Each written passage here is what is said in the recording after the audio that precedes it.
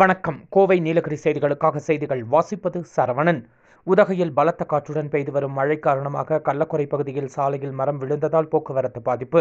இதனால் 10க்கும் மேற்பட்ட கிராமங்களுக்கு செல்லும் போக்குவரத்தானது பாதிக்கப்பட்டுள்ளதால் சாலையில் விழுந்த மரத்தை அப்புறப்படுத்தும் பணியில் தீயணைப்புத் துறையினர் ஈடுபட்டுள்ளனர். நீலகிரி மாவட்டத்தில் தென்மேற்கு பருவமழை தீவிரமடைந்துள்ள நிலையில் நேற்று இரவு முதல் உதகை, மஞ்சூர் மற்றும் சுற்றுவட்டார பகுதிகளில் பலத்த காற்றுடன் கூடிய மழை பெய்து வருகிறது.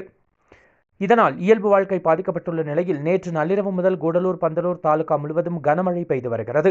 இதனிடையே வானிலை ஆய்வு மையம் நீலகிரி மாவட்டத்தில் இன்று கனமழை பெய்யும் என்று ஆரஞ்சு அலர்ட் விடுத்துள்ளது. இந்த நிலையில் உதகையில் இன்று காலை முதல் பலத்த காற்றுடன் கூடிய மழை பெய்து வருவதால் கடும் குளிர் நிலவுவதோடு உதகை அருகே கள்ளக்குறை பகுதியில் சாலையில் ராட்சத மரம் விழுந்ததால் போக்குவரத்து பாதிக்கப்பட்டது. இதன் காரணமாக உதகையிலிருந்து கள்ளக்குறை வழியாக 10க்கும் மேற்பட்ட கிராமங்களுக்கு செல்லக்கூடிய போக்குவரத்தானது பாதிக்கப்பட்ட நிலையில் தகவலறிந்து சம்பவ இடத்திற்கு வந்த நெடுஞ்சாலைத்துறையினர், தீயணைப்பு மீட்புத் துறையினர் உதவியுடன் சாலையில் விழுந்த ராட்சத மரத்தை மரம் அறுக்கும் இயந்திரத்தின் மூலம் வெட்டி அப்புறப்படுத்தும் பணியில் ஈடுபட்டனர். அதேபோல் உதகையில் பலத்த காற்றுடன் பெய்து வரும் மழை காரணமாக உதகை அருகே அமைந்துள்ள மஞ்சனக்குறை, அத்திக்கல் உள்ளிட்ட பகுதிகளில் சாலைகளில் விழுந்த மரங்களை தீயணைப்புத் துறையினர் துரிதமாக செயல்பட்டு அப்புறப்படுத்தி போக்குவரத்தினை சீர் செய்தனர்.